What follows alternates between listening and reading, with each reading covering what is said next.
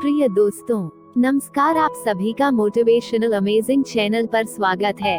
आज हम आपके लिए लाए हैं दो महान लोगों के जीवन से जुड़ी कुछ विशेष घटनाओं के बारे में। कहानी एक नवयुवक महात्मा टॉल्स्टॉय के पास आया और बोला, महोदय, मेरे पास एक पैसे की भी संपत्ति नहीं है। मैं जीवन में बहुत दुखी तथा निराश हूँ। महात्मा टॉल्स्टॉय ने उससे सहानुभूति दिखाते हुए कहा, मेरा एक व्यापारी मित्र है। वो आदमी के शरीर का अंग खरीद लेता है।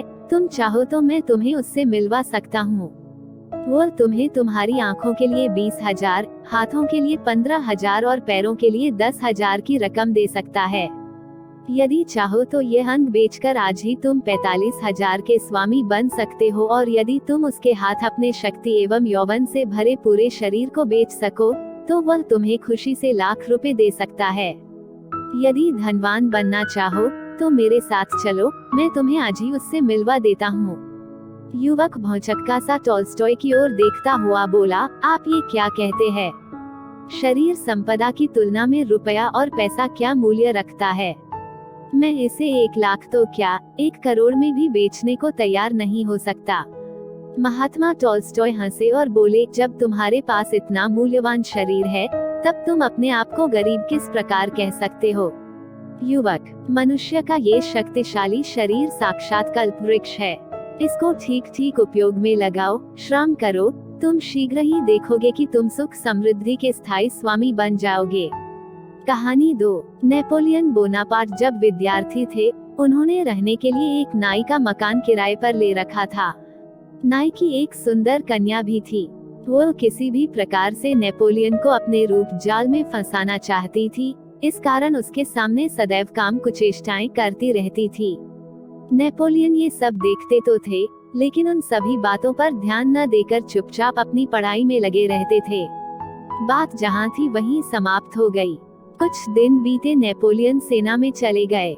बाल्यकाल में संयमित जीवन बिताने के कारण शारीरिक शक्ति और बुद्धि कौशल का उसमें अभाव नहीं था, इसलिए वह 25 वर्ष की कम उम्र में ही उसको सेनापति बना दिया गया।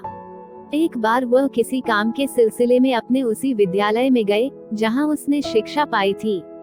प्रसंगवश वह उस युवती से भी मिले और पूछा, इस मकान में कभी एक विद्यार्थी रहता था, अक्सर तुम उसे छेड़ती रहती थी, क्या तुम्हें याद है?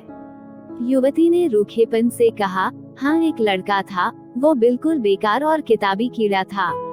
नेपोलियन ने कहा, सचमुच बहन, लेकिन यदि वो उस समय वो वासना के आकर्षण में फंस जाता तो आज सेनापति के रूप में तुम्हारे सामने कभी उपस्थित नहीं हो पाता। दोस्तों, ये वीडियो आपने यहाँ तक देखी है तो आप निश्चित ही जीवन में कुछ बड़ा बदलाव करने के बारे में विचार कर रहे हैं। आप इस वीडियो को लाइक जरूर करें। आपके द्वारा किया गया एक लाइक से मुझे नए अच्छे वीडियो बनाने का जोश दिलाता है। अगर ऐसे किसी और महापुरुष की वीडियो देखना चाहते हैं तो कमेंट्स जरूर करें। अपना कीमती समय देने के लिए दिल की गहराइयों से बहुत बहुत धन्यवाद।